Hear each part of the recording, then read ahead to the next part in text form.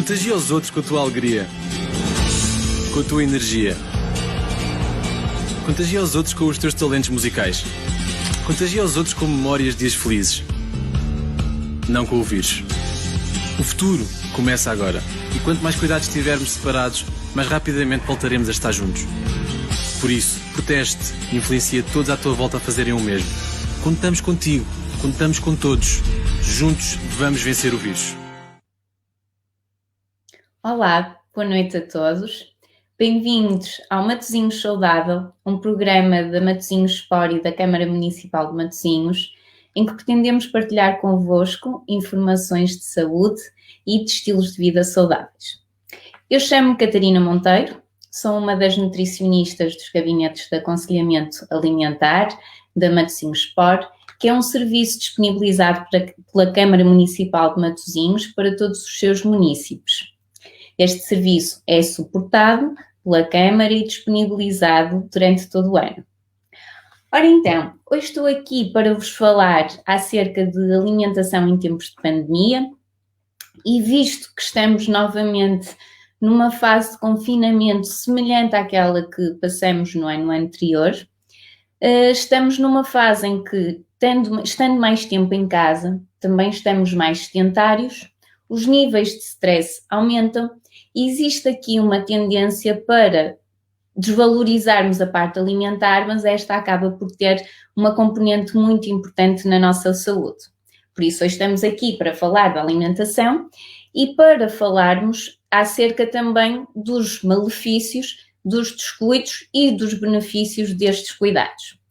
Ora então, sabendo nós que a obesidade é uma das doenças que pode trazer bastantes complicações na recuperação de outras patologias, vemo-nos aqui um bocadinho preocupados com esta situação para termos mais cuidado, uma vez que estamos mais sedentários e que o exercício físico é menos evidente, não é? Porque saímos menos à rua e precisamos de fazer melhores escolhas alimentares.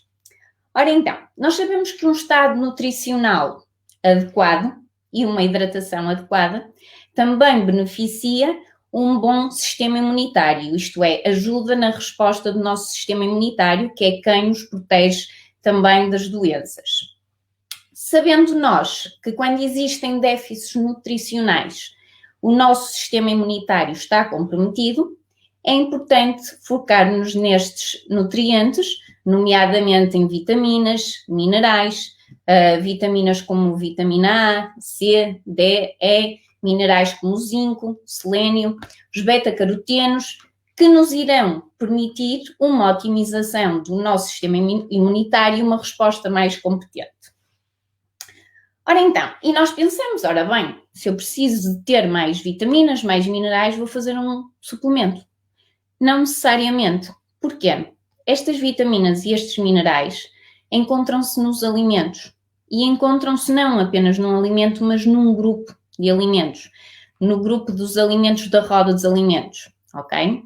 E por isso, o que é que acontece? Passamos a poder beneficiar de uma maior proteção e, neste caso, de uma resposta imunitária mais eficiente se também cumprirmos as recomendações da roda dos alimentos.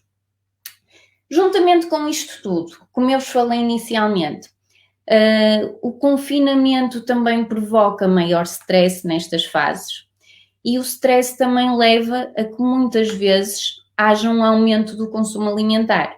Por isso, é necessário criar estratégias. Essas estratégias exigem aqui alguma organização da nossa parte para que este tempo que passamos em casa seja bem aproveitado e seja rentabilizado também de forma a que esta alimentação seja preparada e cuidada por nós. Então, o que é que poderão ser estratégias para colocarmos nesta fase de alimentação para termos mais cuidados? Primeiro de tudo tem que haver um planeamento. Este planeamento deve ser e deve começar em casa, em família, para que aquilo que nós vamos comprar seja a favor de todos e seja algo que nos permita uma proteção de todos, porque não gostamos todos do mesmo, não temos todas as mesmas tolerâncias. Por isso, primeiro, esta organização alimentar deve começar por verificar o que é que nós temos disponível em casa. Depois de percebermos estes alimentos que temos disponíveis em casa, vamos traçar as nossas refeições ao longo do dia. E quando digo traçar as nossas refeições ao longo do dia, mediante as horas de sono que nós temos, não é?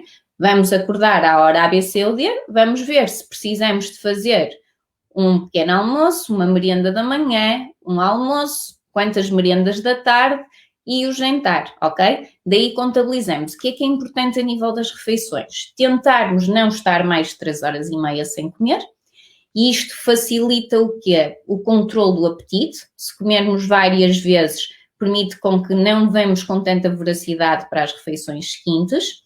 E também vai nos permitir aqui ter um aporte calórico mais cuidado. E como nós falamos, se a obesidade e o controle do peso são essenciais nesta fase, comermos em quantidades ajustadas também será essencial. E o fazermos estas refeições faseadas vai nos permitir isso mesmo. Então, como eu falei, percebermos o que temos em casa, distribuímos as refeições que precisamos de fazer e depois vamos criar aqui no fundo uma lista, uma ementa do que é que vamos fazer na segunda-feira, na terça-feira, na quarta-feira, na quinta-feira, na sexta-feira, para as várias refeições do dia, ok? A partir daí, não teremos certamente todos os alimentos que precisamos em casa, vamos precisar de fazer uma lista de compras. Esta lista de compras deve ser equilibrada com os alimentos que têm uma maior e menor durabilidade, porque, estando nós numa situação de confinamento, convém não irmos ao supermercado de 2 em 2 dias, 3 em 3 dias, e idas ao supermercado, por exemplo, de 15 em 15 dias seria o ideal. Por isso, vamos organizar uma lista de compras para aquilo que nós precisamos para 15 dias. Para isso, vamos precisar ter uma noção das quantidades, porque comprar a mais também não é propriamente bom. Porque se nós estamos numa fase de maior stress, fechados em casa, e muitas vezes a comida é um conforto, não é? É um refúgio, o termos uma grande disponibilidade em casa pode levar a que comamos quantidades mais elevadas. Então, vamos tentar fazer esta lista ordenada, com as quantidades que precisamos e com os alimentos que se estragam mais e estragam menos distribuídos. Porquê? Eu não posso comprar legumes frescos, por exemplo, vamos imaginar, não posso comprar aqui umas folhas de couve para 15 dias. Ao final de 15 dias, estas couves no frigorífico não terão o mesmo benefício nutricional do que na primeira semana. Então, convém equilibrar, por exemplo, neste caso, em comprarmos hortícolas frescos para uma semana e congelados para a segunda semana. Depois de nós, então, criarmos esta lista de compras para as refeições que planeamos, e como é óbvio, vamos certamente ter uma ligeira quantidade acima de um ou outro alimento e também temos que ver em função da disponibilidade de armazenamento que temos em casa. Vamos, então, perceber quais são os alimentos ideais para nós comprarmos, ok? Se tiverem dúvidas, podem ir colocando as vossas questões nos comentários, está bem? Que eu vou respondendo à medida que for possível. Então, o que é que nos interessa? Como eu falei no início, interessa-nos ir buscar os nutrientes que nos vão ajudar a ter uma maior eficiência no sistema imunitário. E esses alimentos estão, como eu vos falei, na roda dos alimentos. Que para quem não tiver uma ideia de como é que é a roda dos alimentos, aqui fica a ideia. Então, o que é que nós precisamos? Frutas, por exemplo, é um dos que nos vai fornecer mais vitaminas. Portanto, dentro das frutas, o que é que eu vos sugiro? Procurar frutas tanto que tenham uma longa durabilidade, como é o caso da maçã, da pera, da laranja, para conseguirmos na segunda semana ter uma boa disponibilidade desses e procurarmos também aqui frutas ricas em vitamina C, como é o caso, por exemplo, dos morangos, do kiwi, dos citrinos, da papaya. São alimentos interessantes, frutas interessantes para termos nesta fase. Depois temos o grupo dos hortícolas. E no grupo dos hortícolas, o que é que nós temos? Temos aqui as couves, temos a cenoura, temos os nabos e neste aqui podemos comprar uma boa diversidade. Isto porquê? Podemos comprá-los frescos e em outras quantidades, gerir com a nossa disponibilidade a nível de congelador, neste caso, podemos comprá-los congelados. Estes são muito interessantes porque também são ricos em vitaminas e minerais e têm um interesse para nós fazermos sopas e acrescentarmos mais fibra nas nossas refeições, acrescentarmos também legumes no prato, não só nas sopas, os hortícolas. Isto porque na sopa nós vamos conseguir ter uma grande variedade de hortícolas e isto vai nos permitir ter também aqui uma boa quantidade a nível de vitaminas e minerais. Com isto não quer dizer que vamos fazer uma sopa com 10 hortícolas diferentes. Não. Porquê? Porque se também tiver 10 hortícolas ali na sopa, eu não vou ter uma disponibilidade tão grande de cada um deles. Vou ter uma disponibilidade menor, porque tenho que ter aqui pequenas quantidades de cada. Então, aquilo que eu sugiro, por exemplo, para as sopas, é mais ou menos em volta de 5 hortícolas diferentes, já para termos um bom aporte de nutrientes. Depois, o que é que nós temos? Temos também aqui o grupo dos cereais, dos tubérculos, dos derivados, onde está também o pão, que não é um grupo menos importante a incluirmos nesta fase. E isto porquê? Em algumas pessoas o pão já pode estar a gerar alguma confusão. Não, porque neste grupo nós encontramos hidratos de carbono complexos. E o que é que são estes hidratos de carbono complexos?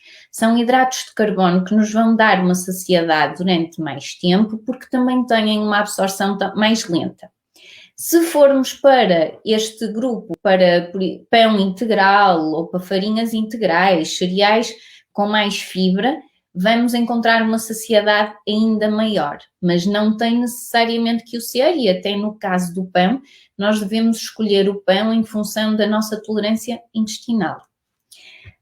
Depois aqui, o que é que nós temos? Temos um grupo também muito interessante, que é o grupo das leguminosas, que geralmente não é uma grande tendência nas pessoas a incluir as leguminosas na alimentação. E este grupo é o grupo do feijão, do grão de bico, das favas, das ervilhas, das lentilhas. E qual é a vantagem deste grupo? Neste grupo encontramos uma grande disponibilidade a nível de fibra, a nível de proteína e também de ferro em alguns deles. É um grupo muito interessante para incluirmos numa fase em que estamos em casa, que temos uma maior disponibilidade para preparar as refeições e até quem tem filhos em casa, vamos aproveitar esta fase para criar também alguns momentos didáticos a nível da cozinha com as crianças ou jovens, adolescentes, quem for. Quem não está a trabalhar em casa por algum motivo, trabalha fora. Utilizar agora esta fase em que estamos mais tempo confinados e que não há uma disponibilidade de refeições fora de casa tão grande, para preparar marmitas e levar para o trabalho, melhorando assim a qualidade das refeições. E as leguminosas pode de facto ser um bom alimento para esta fase, em que vamos cozinhar mais em casa, certo? Temos agora aqui uma pergunta da Sónia que nos diz: qual o tempo de cozedura dos legumes numa sopa de forma a conservar as características dos alimentos? Ora bem, a grande vantagem aqui da sopa em relação a outras cozeduras é que nós vamos aproveitar a água da cozedura dos alimentos. Enquanto se nós cozinharmos, por exemplo, uma couve ou uma cenoura à parte e depois colocarmos no prato, não reaproveitamos a água da cozedura, onde são perdidas muitas vitaminas e minerais, na sopa vamos encontrar. E aquilo que eu recomendo é mais ou menos em volta de 10, 15 minutos. Óbvio que vamos ter perdas, mas partes das perdas que nós vamos ter em nível de vitaminas e minerais também vamos depois buscar na água que vamos consumir naquela sopa de legumes. Por isso, é uma questão pertinente, até porque há muitas vitaminas que são termoláveis, isto é, são perdidas com o calor, mas isso nós não conseguimos controlar na cozedura. Para isso teriam que ser os legumes sempre crus, mas conseguimos reaproveitar aquelas que são perdidas na água e que já será bastante bom. Depois, relativamente também aqui aos alimentos que precisamos de incluir, dou também a sugestão daqueles não menos importantes, que tal como as leguminosas também fornecem proteína, mas têm também outros nutrientes, que é o grupo da carne, do pescado, dos ovos. Para quem é vegetariano, neste caso vegetariano não vegan, que vegan elimina tudo o que é animal, temos aqui os ovos neste grupo, que são proteína de alto valor biológico. Relativamente às carnes, o que é que eu aconselho nesta fase? Diminuirmos tudo o que são gorduras saturadas, porque são gorduras prejudiciais para a saúde, para quem tem problemas cardiovasculares e para quem os quer prevenir, também não são interessantes. Por isso, sugiro as carnes brancas, carnes de aves, com pouca gordura, eliminar tudo que é peles e gorduras. No caso do pescado, aquilo que eu sugiro é variarem no tipo de pescado e darem aqui também alguma importância aos peixes gordos, como é o caso da cavala, do salmão, da sardinha, do atum, para dar aqui uma maior disponibilidade a nível das gorduras, dos ácidos gordos, dos ômega 3, que são tão bons, são protetores a nível das doenças cardiovasculares. Depois, alternativas para quem é vegetariano e acredito que aí também questionem, podem utilizar, por exemplo, soja, seitã. A nível de conservação, no caso da soja, existe à venda a soja desidratada, portanto, para armazenar em casa será mais fácil. No caso dos outros que eu falei anteriormente, relativamente à carne e ao peixe, aquilo que eu sugiro é comprarem os frescos para utilizar nos 2, 3 primeiros dias, que uma conservação no frigorífico durante 2 dias não há problema. Para mais dias, para além desses, as opções são congelarmos esses frescos ou então utilizarmos em SOS o caso dos enlatados. Por exemplo, o atum em lata, o salmão em lata, cavalo em lata, e neste caso sugiro que utilizem em água ou então em tomate. Evitar aqueles que vêm em óleo ou em azeite, porque estão há muito tempo ali naquela gordura, não é? Já absorveram tudo o que tinham para absorver e não vão beneficiar, porque vão ter um teor calórico mais elevado naquele alimento, naquele peixe, neste caso. Depois, outro grupo que nós temos que também nos fornece proteína, para além de proteína, também nos fornece umas boas quantidades de cálcio, é o grupo dos laticínios. E no grupo dos laticínios, quais são as minhas recomendações? Quem não é intolerante ao leite, quem não é intolerante ao iogurte, quem não é intolerante ao queijo, pode perfeitamente e deve introduzi-lo nesta fase. Qual é que é a vantagem aqui? Estes vão nos fornecer bons teores de proteína, são interessantes em utilizarmos em pequenos almoços, em snacks, e o que é que nós devemos ter em atenção? De preferência, optarmos pelas versões magras ou meios gordos, ok? E no caso daqui dos iogurtes que têm uma validade mais curta do que o leite e do que o queijo, termos em atenção qual a nossa disponibilidade em casa no frigorífico para armazenarmos os mesmos. Porque eu não vou estar a comprar, se calhar, 20 ou 30 iogurtes se eu não como diariamente e só preciso para 15 dias, ok? É importante ter isto em atenção também, que é para depois não ficarmos com um estoque em demasia e haver aquela tendência de vou comer para não estragar, ok? E acabamos por abusar depois nos teores calóricos das refeições, que também é algo que não nos interessa nesta fase, porque precisamos de ter um peso saudável. E em relação aqui a estes alimentos, o que é que eu sugiro para terem em atenção quanto aos queijos?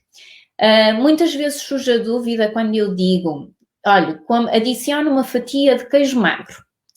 E a pessoa questiona-me, ok, eu vi um queijo light, então é esse que eu devo comprar. Só que aqui nós temos que ter em atenção o quê? Quando nós vemos a designação light numa embalagem, não quer dizer que seja uma publicidade propriamente enganosa. A designação light quer dizer que aquele produto tem menos qualquer coisa que o produto original.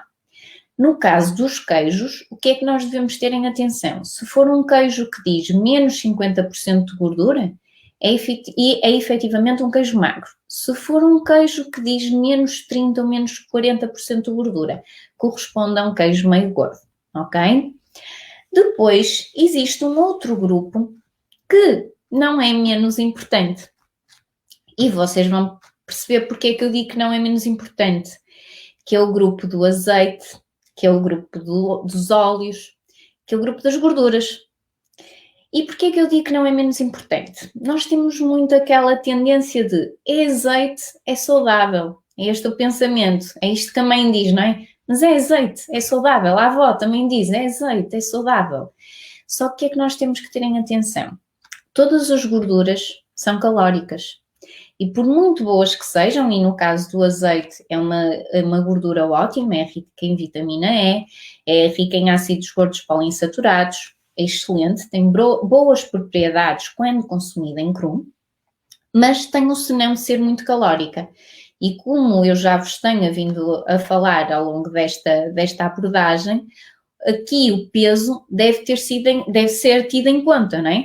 Porquê? Porque se nós estamos mais sedentários, se nós estamos mais tempo parados, mais tempo sentados, estamos em casa, em teletrabalho, nós devemos ter em atenção os teores calóricos das refeições. Só para terem uma noção, 100 gramas de azeite são 900 quilocalorias. Isto é muita coisa, ok? Por isso, azeite sim, ótimo, quer para temperar, quer para confeccionar, mas consumido moderadamente. Depois, existem outros frutos que são os oleaginosos, que também são boas fontes de gordura, que cada vez mais têm vindo a ser introduzidos na alimentação, principalmente como snacks, porque são práticos, dão para fazer refeições rápidas para quem não tem muito tempo, principalmente pessoas que têm que estar neste momento a trabalhar fora de casa e têm que levar snacks simples. As recomendações para estes quais são? Eles são interessantíssimos, porque são ricos em fibra, têm também bons ácidos gordos, mas são muito calóricos. Como tal, a dose que consumimos é que deve ser controlada. Devemos consumir estes em pequenas porções. Estão aqui a perguntar a Georgina se durante a pandemia recomendo suplementos vitamínicos de modo a fortalecer o sistema imunitário. Como eu referi no início, uma boa questão e interessante voltarmos a falar nela, como eu referi no início, todas as vitaminas, todos os minerais que o nosso sistema precisa, nós encontramos nos alimentos. Encontramos na roda dos alimentos, nestes que eu vos tenho vindo a falar, que eu estou a falar. O que é que acontece? Se temos uma pessoa que tem déficits nutricionais, isto é, fez análises, percebeu que, por exemplo, a vitamina D está mais baixa, então aí sim deverá fazer um suplemento alimentar. Mas dou a ressalva de que a toma dos suplementos alimentares convém ter aqui uma indicação médica. Nós, por exemplo, sabemos que nesta altura do ano, uma indicação médica, uma indicação de um profissional de saúde, um nutricionista também, nós sabemos que nesta altura do ano, como nós não apanhamos tanto sol e sintetizamos vitamina D a partir do sol, provavelmente quase toda a população, principalmente na zona norte, que temos menos sol, terá os níveis da vitamina D mais baixos. Portanto, um suplemento de vitamina D nesta fase, acredito que não fará mal. Se eu considero que será estritamente necessário para toda a gente tomá-lo, é algo que deve ser avaliado individualmente, ok? Depois, para além dos frutos oleaginosos, o que é que nos falta aqui também falar? Do sal. E o sal, porque é que eu decidi falar nele? Porque apesar de imensas campanhas que têm vindo a surgir para que haja uma diminuição do consumo de sal, em Portugal continuamos a ter um consumo muito elevado. E isto deve-se essencialmente ao quê? Produtos industrializados, produtos embalados, e deve-se ao facto de muitas vezes ainda existirem pães com teores de sal muito elevado, de sódio, e ao facto de em Portugal se adicionar muito sal na sopa. Vocês acham curioso, mas é verdade, os estudos mostram isto, que em Portugal nós consumimos muito sal no pão e na sopa. As minhas recomendações é para quem utiliza sal na comida para confeccionar, para temperar, passe a utilizar mais ervas aromáticas, mais especiarias, de modo a prevenirmos doenças como a hipertensão arterial, ok? E aqui a prevenção, a alimentação tem um papel fundamental na prevenção e o sal é um dos malefícios, é um dos que são mais malignos para a hipertensão arterial. Temos aqui uma questão da Teresa Ferreira, que pergunta: é preferível usar manteiga ou margarinas no pão? A manteiga de amendoim é menos calórica que a margarina? Ora então, isto é uma questão interessante. O que é que acontece? Entre manteiga e margarinas, qual é que é a diferença? Uma, que é manteiga, vem de origem animal, as margarinas vêm de origem vegetal. O que é que acontece aqui? Nas manteigas vamos encontrar mais gorduras saturadas, portanto não serão tão interessantes como as margarinas, mas depois parte aqui com a quantidade. Então, se eu, porque não tenho tanto sabor na margarina, coloco o dobro da quantidade, então se calhar também não vai ser assim tão interessante utilizar a margarina, porque estou a utilizar uma gordura que tem mais ácidos gordos saturados, não tenho saturados, insaturados, mas estou a utilizar uma grande quantidade e como eu vos falei há pouco das gorduras, tudo que é gordura é muito calórico. E eu nesta fase, se preciso de controlar o peso, então também preciso de controlar isso. Depois, essa questão também abordava aqui as manteigas de amendoim, se não estou em erro. O que é que temos que ter aqui em atenção? A quantidade que é adicionada. Porquê? É uma manteiga, como eu vos falei, os frutos oleaginosos têm bastante gordura e aqui o mal vem na quantidade, ok? Manteiga de amendoim até pode ser interessante se não adicionarmos em demasia. E depois, claro está, é importante vermos qual é que é o objetivo da pessoa. Se a pessoa está numa fase de manutenção, se não haverá grande problema. Se está numa fase de ainda perda de peso, este excesso de gordura nas manteigas pode não ser tão interessante. E depois é importante ver o rótulo, porque algumas manteigas de amendoim trazem açúcares adicionados, ok? Isso poderá não ser tão interessante. Vem aqui outra questão que diz: quais são os alimentos ricos em colesterol HDL? Eu presumo que a questão seria, Tiago, seria para quais são os alimentos que ajudam a melhorar o colesterol HDL. O colesterol HDL, só para quem não está tão familiarizado, é aquilo que é chamado bom colesterol, ok? E o aumento do bom colesterol vai favorecer também uma diminuição do mau colesterol. Então, que alimentos é que nos poderão ajudar a aumentar o bom colesterol? Podem ser também os frutos oleaginosos, que, como vos falei, têm boas gorduras, e, por exemplo, também os os peixes gordos, como eram os que eu já vos falei anteriormente, ricos em ômega 3, que é o caso da cavala, da sardinha, do salmão. É dentro destes que será interessante incluirmos na alimentação para aumentarmos o bom colesterol. O que é que eu estava então a falar só para terminar? E já respondo a esta questão da Lúcia relativamente à melhor sugestão para levar para o trabalho. Só para finalizar em relação ao sal, como eu estava a falar, o que é que nós podemos fazer para diminuir a ingestão de sal? Poderá ser então incluir ervas aromáticas e especiarias, e isto adicionar a gosto. Ou, por exemplo, o salicórnia, que também é uma plantinha que tem menos sódio que o sal e existe em Portugal a plantação, existe à venda também no supermercado, será uma opção interessante para adicionar na comida. Então, tínhamos aqui a questão de qual é que seria, da Lúcia, qual é que seria a melhor sugestão para almoço para levar para o trabalho. Ora então, o que é que nós temos que ter em atenção na nossa refeição de um almoço? Devemos incluir aqui fontes de fibra, vitaminas e minerais, portanto, levarmos uma sopa vai nos ajudar a complementar isto tudo. Depois, precisamos de uma fonte de hidratos de carbono mais lentos, e aí o que é que nós podemos adicionar? Arroz, quinoa, cuscuz, batata doce, até batata normal, depende da forma como confeccionamos. Depois, as massas, podemos introduzir todos esses, a porção é que faz o efeito, ok? Por isso, se nós incluirmos em porções adequadas, não há problema nenhum. E é muito importante levarmos o quê? Uma boa fonte de proteína, que poderemos ir buscar, tal como eu vos falei anteriormente, aqui às leguminosas, podemos ir buscar à carne, ao peixe, aos ovos. Portanto, resumindo nisto tudo, o que é que será interessante levar? Legumes, hortícolas, folhosos ou não folhosos, por exemplo, dos folhosos temos as couves, não folhosos, courgette, cenoura. Levarmos carne, peixe ou pescado, carne, peixe ou ovos, aliás. Levarmos leguminosas, aqui o feijão, grande bico, favas, ervilhas ou lentilhas.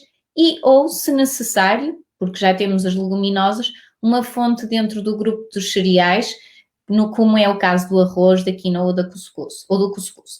O caso de levarmos sobremesa, de levarmos a fruta, não será estritamente necessário se nós já tivermos por hábito, por exemplo, incluir a fruta nas refeições intermédias, nos lanches, nas merendas, no pequeno almoço, porque aquilo que é recomendado são 3 a 5 porções por dia. Se incluirmos as 3 nas restantes, não será necessária essa sobremesa.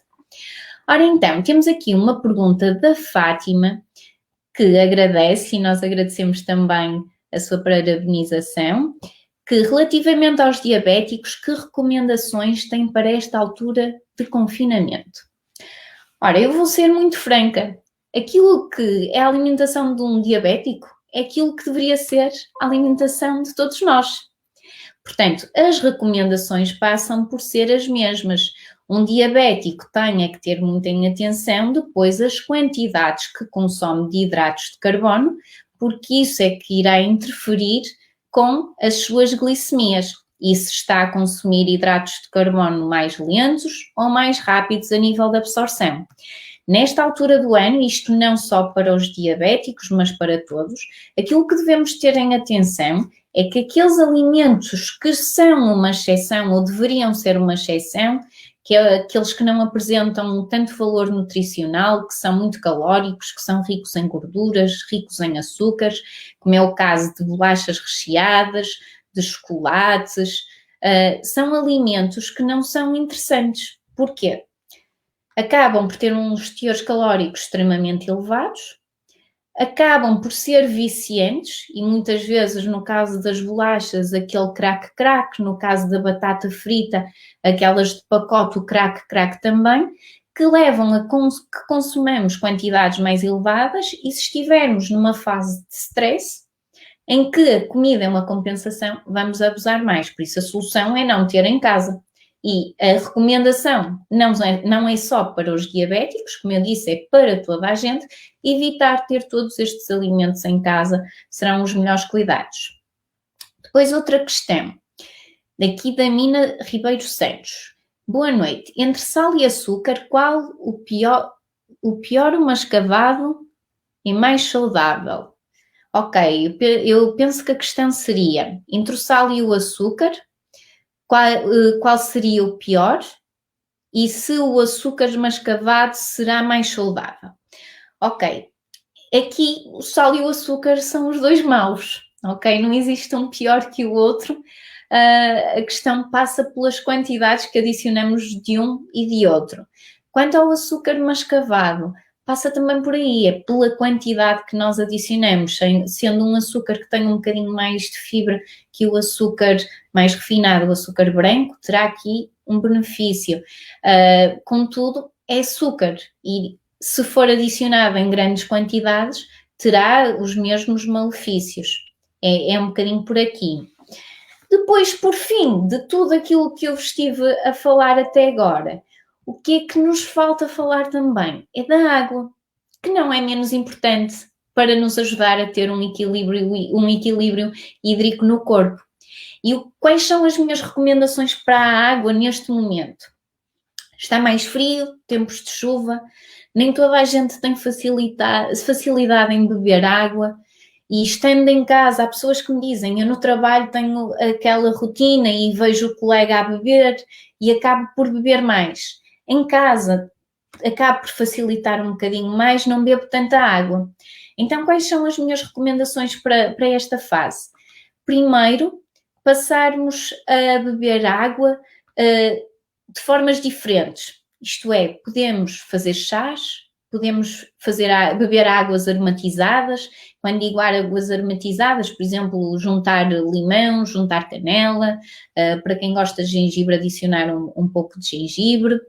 E podemos também, como alternativa, criarmos aqui objetivos, que é, ok, eu já sei que eu não sou disciplinada a beber água, então vou criar objetivos. Por exemplo, de cada vez que eu faço uma refeição, e refiro-me aqui a pequenos almoços, meriendas, almoços, jantares, vou passar a incluir sempre um copo de água. Ora bem, se eu fizer isto 5 vezes ao dia, eu já quase que vou conseguir 1 litro de água. Então, se o meu copo que bebo de cada vez tiver 200 mililitros, eu atinjo 1 litro de água por dia, o que é muito bom. Contudo, recomendo sempre controlarem a quantidade de água que necessitam para, com a cor da urina de cada um, para perceberem se estão a fazer uma boa ingestão ou não. Ora então, temos aqui uma questão também da Carla Guerra que me diz: eu uso manteiga magra, recomenda? É sim, será um bocadinho melhor. Porquê? Acaba por ter menos gorduras saturadas. Agora, temos que terem atenção sempre aqui no rótulo, porque por vezes em algumas manteigas, no caso da versão magra, é-lhes adicionado mais açúcares, mais hidratos de carbono para compensar aqui no sabor, e como eu já falei anteriormente, o malefício ou o benefício também depois vem muito aqui com a quantidade que adiciona. Portanto, se adicionar uma pequena quantidade, não será aqui tão mal. Agora, em termos nutricionais, quer a manteiga, quer a margarina, não lhe vão dar grande partido em termos de gorduras. O azeite, neste caso, será mais equilibrado. Depois aqui outra questão, da Emília, que é a questão de muita gente, que é: consumir ovos aumenta o colesterol? O que é que nós sabemos? Nós antigamente dizíamos que não podíamos consumir mais do que um ovo por semana, porque senão isto disparava o colesterol. Hoje em dia nós sabemos que nós temos alguma capacidade de metabolizar este colesterol do ovo e por isso as recomendações passam a que pelo menos um ovo por dia não seja maléfico. O que é que eu sugiro? Sugiro para que cada pessoa controle, porque depois o colesterol que nós vamos consumir não será só do ovo. Será do ovo, será da carne, se consumirmos carne, por isso tudo isso deve ser equilibrado. E temos aqui uma outra questão que é: boa noite, é da Maria José. Uma boa sopa de carne com todos os legumes é suficiente? Relativa às sopas de carne, o que é que eu recomendo aqui? Quando nós cozinhamos a carne na sopa, estamos a utilizar na sopa a gordura que esta carne liberta. Portanto, para quem vamos imaginar que ao jantar só come esta sopa de carne, as minhas recomendações são que faça a sopa com os vegetais, com os hortícolas que iria fazer, tal como eu vos disse, incluirmos cerca de 5 hortícolas diferentes será suficiente, e cozinham uma carne branca à parte que depois podem desfiar na sopa. E aí sim conseguiremos também uma refeição, uma sopa equilibrada, e eu até sugeria que adicionasse também aqui alguma leguminosa, como um feijão, um grão de bico, para completar esta refeição e torná-la mais equilibrada. Acredito que tenha esclarecido algumas dúvidas, as que não esclareci, espero oportunamente vir a esclarecer. Estamos já aqui a finalizar e, portanto, eu quero agradecer a participação de todos desse lado. Quero também dizer-vos que estaremos cá no próximo mês com novos temas para discutir convosco e novos temas para abordar, e espero que tenham gostado. Obrigada e até à próxima!